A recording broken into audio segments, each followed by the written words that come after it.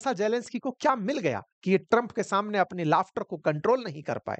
ऐसा क्या था? ट्रंप ने इन्हें ऐसा क्या दे दिया? पुतिन ने उधर से धमकाया, ट्रंप ने ज़ेलेंस्की को वापस घर भिजवाया कि बेटा तुम घर जाओ, बाद में बात करते हैं, क्योंकि पहले उनसे बात करनी पड़ेगी कि वो चाहते क्या हैं तुमसे। यूक्रेन ने $150 बिलियन का यूरोप से मिले पैसे का अमेरिका से सौदा करने का विचार कर लिया है। तारीख थी 19 अगस्त।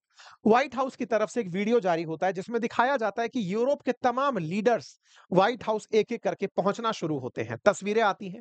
तस्वीरों में दिखाया जाता है कि सारे लीडर्स गिनती से यहां आने लग रहे हैं। आ क्यों रहे थे? क्योंकि जेलेंस्की ने इतने दिनों से सबको इकट्ठा जो कर रखा था।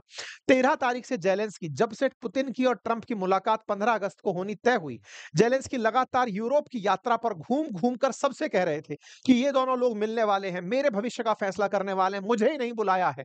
तो यूरोप के देशों ने कहा कि अगर तुम्हारे साथ बुरा हुआ तो हमारे साथ भी हो जाएगा। तो चलो एक काम करते हैं, हम तुम्हारे साथ चलेंगे और कहकर आएँगे कि यदि यूक्रेन के साथ कुछ बेहतर करना चाहते हो, तो या तो उसे ईयू में आने दो या उसे नाटो में जाने दो। साथ ही साथ उसे कुछ इस तरह की सिक्योरिटी गारंटी दो ताकि उसे भविष्य में रूस का डर खत्म हो जाए। इन्हीं सब के बीच में ज़ेलेंस्की पहुँचते हैं। इंटरेस्टिंग था कि ट्रंप ज़ेलेंस्की को रिसीव करने खड़े थे। बाकी तमाम बड़े जो नेता थे, वो ऑटोमेटिक एक प्रोटोकॉल ऑफिसर के माध्यम से ओवल ऑफिस पहुंचते रहे। जेलेंस्की को बड़े ही इज्जत से ले जाया गया। जेलेंस्की बड़ी गर्मजोशी से मुलाकात किए। मुलाकात में ट्रंप इनके चेहरे को देख करके बड़े ही स्माइलिंग अंदाज में बातचीत कर रहे थे। आगे की तरफ चीजें बढ़ती गई। जेलेंस्की और ट्रंप की बातें आपस में बढ़ती गई। दोनों के बीच में बात चर्चा हुई कि बहुत अच्छी बात है। हम लोगों ने अब तक जितने भी प्रयास किए हैं, उन प्रयास में पिछले साढ़े 3 सालों में युद्ध रुकवाने के जो प्रयास हुए हैं, उन सबसे ज्यादा प्रयास इन पिछले 2 हफ्तों में हुए हैं, जब ट्रंप पुतिन को बुलाकर उनके साथ वार्ता करने को तैयार हुए। जेलेंस्की ने लेकिन यहां पर एक साफ बात रखी और वो ये थी कि सर मैं अपनी जमीन देने को तैयार नहीं हूं। ट्रंप ने कहा कि देखो भैया तुम जमीन देने को तैयार नहीं हो, वो जमीन छोड़ने को तैयार नहीं है। तुमको सुरक्षा चाहिए, सुरक्षा के नाम पर हथियार बेचने को हम तैयार हैं, लेकिन वो कहता है कि हम सैनिक तुम्हारे यहां ना भेजें। युद्ध आफ्टर ऑल रुकेगा कैसे? कहते हैं कि ट्रंप जेलेंस्की की मीटिंग के दौरान बाकी सब शांति से था, लेकिन इस बीच में कुछ लाइट पल ऐसे थे जिस पलों पे चर्चा थी कि जेलेंस्की इस बार सूट पहन करके ट्रंप की इज्जत बढ़ा रहे हैं। ट्रंप ने अपनी तरफ से कहा कि ट्रंप मतलब अमेरिका का यूक्रेन को समर्थन बना रहेगा, भले ही वो नाटो मेंबर ना बने, क्योंकि ये बात रूस ने कल क्लियर कर दी थी। बाकी सब सही है, नाटो की मेंबरशिप के बारे में ऑफर मत कर दीजिएगा। तो यहां पर अमेरिका कहता है कि नाटो मेंबर भले ही ना बने, लेकिन अमेरिका यूक्रेन की बहुत अच्छी सुरक्षा करेगा। यूक्रेन में शांति बनाए रखने के लिए अमेरिकी सैनिक भेजने पर विचार कर सकता हूं, भेजूंगा नहीं ऐसा कुछ नहीं कहा। युद्ध जरूर खत्म होगा, लेकिन कब खत्म होगा इसकी कोई जानकारी नहीं है। रूस, यूक्रेन, अमेरिका की एक बैठक होगी, उसमें युद्ध खत्म होने की संभावना है। यानी कि ट्रंप भी समझ गए कि पुतिन के आगे उनकी कुछ नहीं चलेगी। युद्ध तब खत्म होगा जब उसका समय आएगा। मैं ठीक-ठीक नहीं बता सकता, लेकिन ये खत्म होगा। ये वो ट्रंप हैं जिनके द्वारा ये कहा जाता था कि मैं 1 दिन में युद्ध रुकवा दूँगा। मैं जिस समय चाहूँगा युद्ध रुकवा दूँगा, राष्ट्रपति बनते ही रुकवा दूँगा। आज उनके बयान हैं, युद्ध खत्म होगा लेकिन पता नहीं कब खत्म होगा। इससे ज़्यादा उनको क्या निराशा देखने को मिलेगी। जंग रोकने के बारे में बातचीत करने के लिए सीज़ फायर की ज़रूरत नहीं है, और अगर बातचीत ही करनी है तो उसके लिए युद्ध क्यों रुकवाना? बातचीत तो चलती रहनी चाहिए। मतलब ये था कि ट्रंप कहीं न कहीं पुतिन के सामने अपने हथियार डाल चुके हैं कि भाई हमारी तुम्हारे आगे कुछ नहीं चल रही है। इधर ज़ेलेंस्की कहते हैं कि डिप्लोमैटिक रास्ता अपनाने को वो तैयार हैं, लेकिन ज़मीन की अदला-बदली को वो भी तैयार नहीं है। मतलब ये अपने आप में फिर से एक ऐसी चैलेंजिंग सिचुएशन निकल कर आई कि आप सब कुछ कर सकते हो, लेकिन साहब मैं ज़मीन बदलना नहीं चाहता। जंग खत्म होने के बाद ही वह राष्ट्रपति चुनाव हो सकते हैं, जंग जारी रहते हुए मुमकिन नहीं है। जबकि पुतिन चाहते हैं कि ज़ेलेंस्की चुनाव करवाएँ। पुतिन चाहते हैं कि ज़ेलेंस्की अपने पद से हटें, लेकिन ज़ेलेंस्की चाहते हैं कि वो चुनाव में भी नहीं उतरेंगे, ज़मीन भी नहीं देंगे और अमेरिका से हथियार भी लेंगे। यानी कि दोनों अभी भी अपनी-अपनी हठधर्मिता पर अड़े हुए हैं।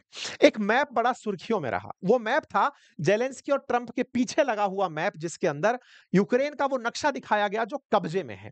इस नक्शे के अंदर बताया गया कि कितना-कितना हिस्सा यूक्रेन का रूसी कब्जे में है। इस कब्जे को देखकर एक बार के लिए ऐसा लगा कि ट्रंप ज़ेलेंस्की को समझाने लग रहे हैं कि तुम अगर ये क्षेत्र दे दो, तो ये सारा मामला सुलझ जाए। लेकिन ज़ेलेंस्की थे कि वो मानने को तैयार नहीं थे और ज़ेलेंस्की ने ये तैयारी आज से नहीं, लंबे समय से की थी। बाकायदा उन्होंने जब पुतिन यहाँ आ रहे थे, उससे पहले वो बैठ कर के पूरे यूरोप में मीटिंग्स कर रहे थे और तो और अमेरिका में जो यूक्रेन की एम्बेसी है, उस एम्बेसी के अंदर भी सारे यूरोपियन लीडर जो उनके मानने वाले और जानने वाले थे, उनको बुला करके अमेरिका में डोनाल्ड ट्रंप से मिलने से पहले ज़ेलेंस्की ने उन्हें अपनी एम्बेसी बुलाया और वहां पर उन सबसे बातचीत करी कि देखो सर, अपन चल तो रहे हैं, बात क्या-क्या करेंगे एक बार ये डिसाइड कर लेते हैं।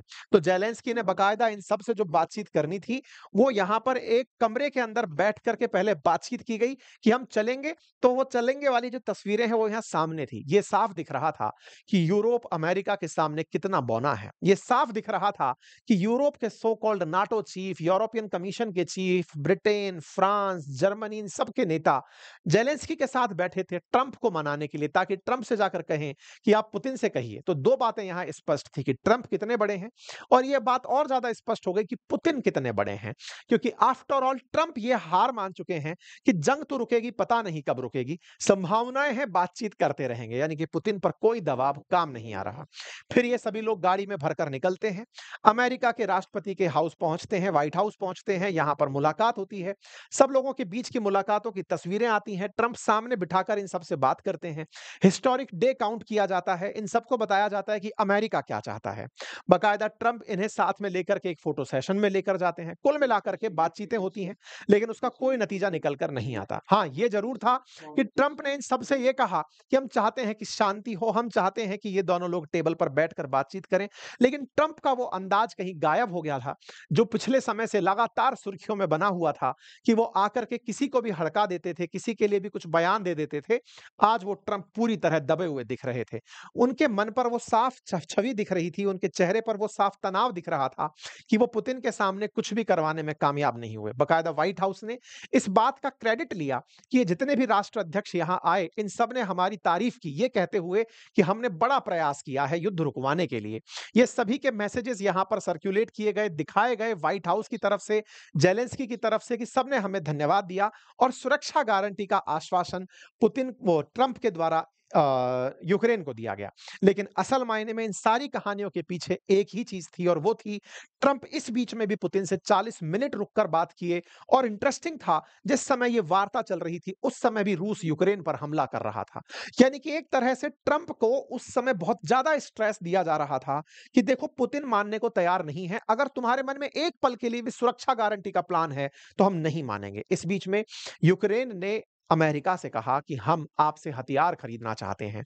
90 अरब डॉलर के हथियारों की बात निकल कर आती है। और अक्सर दुनिया में यह कहा जाता है कि अमेरिका युद्ध प्रमोट करता है और फाइनली हथियार बेचना चाहता है। आपको याद होगा कुछ समय पहले ट्रंप ने नाटो कंट्रीज को यह धमकाते हुए कहा था कि आप अपनी जीडीपी का 5% डिफेंस पर खर्च करिए। इसका मतलब था कि आप लोग अपनी जीडीपी का पैसा खर्च करेंगे तो खर्चे से आप हथियार खरीदेंगे और वो हथियार अमेरिका से ही खरीदने होंगे और ऐसा करके आप अमेरिका को और महान बनाएंगे। ठीक यही काम इन्होंने अब यूक्रेन से कर दिया। 90 बिलियन डॉलर के हथियार की डील की रिपोर्ट यहां पर निकल कर आती है। मतलब अमेरिका ने यूरोप से सहायता में मिले यूक्रेन के पैसे से इसे हथियार बेचने के बारे में चर्चा कर ली होती है। और यह बात कही जा रही है कि रूस और अमेरिका में असल मायने में हथियार बेचने की ही होड़ है। जिस रूस को इन दिनों काफी नुकसान हुआ युद्ध के चलते, वहीं अमेरिका को बड़ा फायदा हुआ, क्योंकि हथियारों के सेल में कुल 43% दुनिया में हथियार अब अमेरिकी हैं जो बिके जा रहे हैं। और ट्रंप लगातार सही मायने में इस युद्ध को रुकवा भले ही ना पाए हो, लेकिन हथियार बेचने में भले ही कामयाब होते दिख रहे हैं। अब आने वाले समय में क्या होगा, तो कहा जा रहा है कि आने वाले समय में 1-2 हफ्ते के बीच में इन दोनों या तीनों लोगों की मुलाकात, त्रिपक्षीय मुलाकात हो सकती है। त्रिपक्षीय मुलाकात के लिए तैयारियां चल रही हैं। तीनों लोग बैठकर बातचीत कहां करेंगे इस बारे में कोई कयास नहीं है, लेकिन यह माना जा रहा है कि रूस की तरफ से संदेश है कि वो ज़ेलेंस्की से बात करने को तैयार है। ट्रंप इस बात पर ही खुश हैं कि मैंने ये प्रयास किए थे। जर्मन चांसलर ने कहा है कि पुतिन और ज़ेलेंस्की अगले 2 हफ्ते में मिल सकते हैं ट्रंप के प्रयासों से। अब यदि ये दोनों लोग मिलते भी हैं तो दोनों के बीच में बात क्या होंगी ये साफ पता चल रहा है, क्योंकि रूस किसी भी तरह से ना तो यूक्रेन का नाटो में साझा होना स्वीकार करता है और ना ही अपनी जमीन छोड़ना स्वीकार करता है। ऐसे में लगता नहीं है कि दोनों के बीच कोई भी आने वाले समय के अंदर शांति समझौता होगा। इसी वजह से भारत सरकार के द्वारा जो जीएसटी रिफॉर्म की बात की जा रही है, क्योंकि आने वाले समय में फिर सैंक्शंस बढ़ाए जाएँगे, रूस के ऊपर दबाव डालने के लिए और उसमें भारत फिर से मोहरा बन सकता है, तो हम लोग तमाम वो तैयारियां कर रहे हैं। रशिया ने साफ कह दिया है कि नाटो ट्रुप का डिप्लॉयमेंट यूक्रेन में रशिया बर्दाश्त नहीं करेगा, ये विदित रहे। कुल मिलाकर के ढाक के वही 3 पात 1, 2, 3 दिखाई पड़ रहे हैं। आने वाली स्थिति में हम अपनी चिंता करें वही पर्याप्त है, क्योंकि दुनिया में ये सारे लोग युद्ध को जारी रखने में ही अपना भला समझते हैं। पुतिन को समझ में आता है कि अगर वो पीछे हटते हैं तो रूस का हमेशा के लिए लीडरशिप खत्म हो जाएगा। ज़ेलेंस्की को समझ में आता है कि अगर मैं ये मान गया कि नहीं, मैं रूस को सामान दे करके या फिर ज़मीन दे करके बच गया, तो मेरे फिर इतने समय के युद्ध का क्या मतलब रहेगा? सब अपनी-अपनी बातें मनाने में लगे हैं। युद्ध के अंदर हालात अभी तक वैसे के वैसे जस के तस बने हैं। आप लोगों को क्या लगता है? अपनी राय ज़रूर कमेंट बॉक्स में बताइएगा। बाकी यदि आप चाहते हैं म्यूचुअल फंड्स के कोर्सेज़ में एंट्री लेना, तो लिंक मैंने कमेंट बॉक्स में पिन किया हुआ है। जाइए और बेहतरीन तरीके से हमारा कोर्स समझिए। इसी तरह से स्टॉक मार्केट में अगर आप इंटरेस्ट रखते हैं, तो उसको भी बेसिक से समझने के लिए आप बातें बाज़ार की से जाके हमारे कोर्सेज़ ले सकते हैं। Thank you so much.